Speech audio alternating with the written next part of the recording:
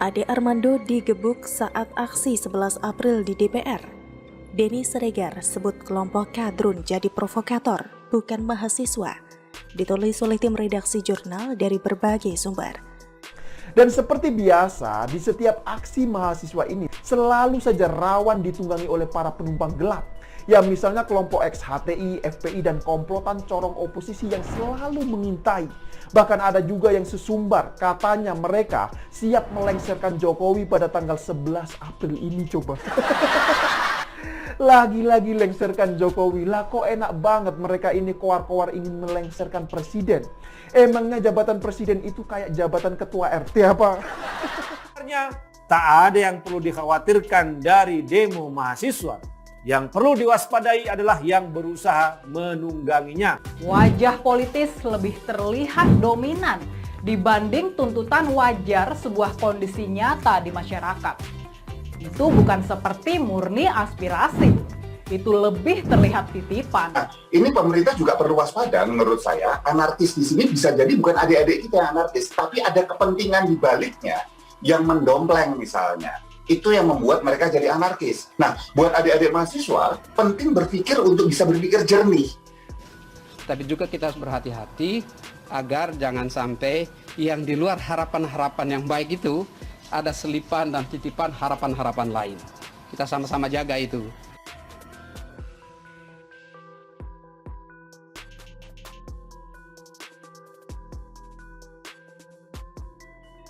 Dosen Universitas Indonesia atau UI Ade Armando menjadi korban pengeroyokan sejumlah orang saat hadir dalam aksi yang digelar mahasiswa di gedung DPR Republik Indonesia, Senayan, Jakarta pada Senin 11 April. Atas kejadian tersebut, wajah Ade tampak lebam, tubuhnya ditendang oleh massa, bahkan celana yang dia pakai sampai dicopot oleh massa. Seperti yang dilansir dari laman voi.id, rekan Ade, sekaligus pegiat media sosial Denny Siregar mengatakan, dari video yang beredar aksi dilakukan bukan oleh mahasiswa. Denny menduga ada kelompok kadrun yang menyusup di aksi tersebut. Sebab aspirasi yang dibawa Ade sama seperti mahasiswa, yakni menolak jabatan presiden 3 periode.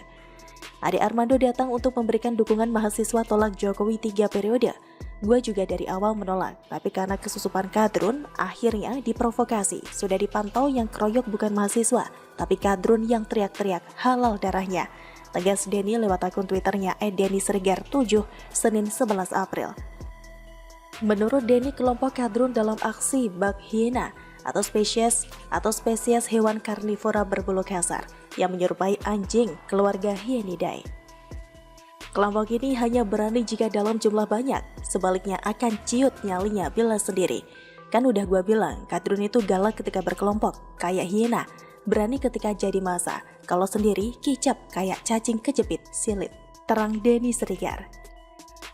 Tidak habis pikir jika demo pada 11 April harus ternodai dengan adanya korban. Para pelaku itu terlihat bukan dari mahasiswa tapi kadrun fanatik akut yang ikut nimbrung dalam aksi ini lantaran adanya pemberitaan aksi mahasiswa. Mereka memang sudah berniat bikin rusuh, termasuk pembakaran pos polisi di Pejompongan, Tanah Abang. Perilaku yang keterlaluan ini tidak boleh dibiarkan, tangkap dan adili provokator dan pelaku pemukulan terhadap Ade Armando. Pola berpikir mereka dipenuhi kebencian dan hukuman sosial. Sebelum terjadinya pengeroyokan tersebut juga beredar video Ade Armando terlibat cekcok dengan seorang emak-emak yang memarahinya dengan sebutan bazar, munafik.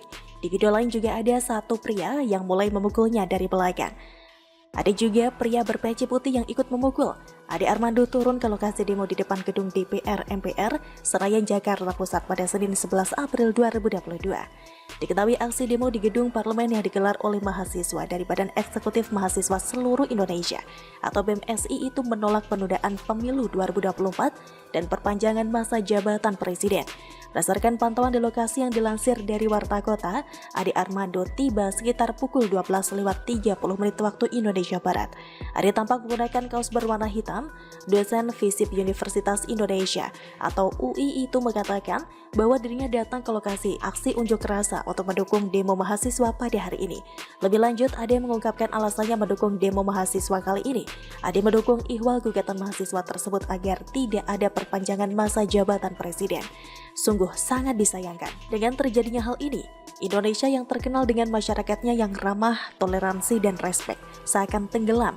Melihat hal ini membuat hati miris hanya karena berbeda pendapat ataupun pemikiran harus dibalas dengan hal-hal yang semacam ini. Ini tidak bisa dibiarkan lagi. Agenda demo terselubung pada 11 April sudah jelas, ingin Presiden Jokowi mundur dari jabatannya sebagai Presiden Republik Indonesia. Semoga tidak ada lagi kejadian-kejadian seperti ini lagi. Demokrasi sangat penting bagi sebuah negara, tapi tidak untuk demokrasi yang kebablasan. Bagaimana kalau menurut Anda?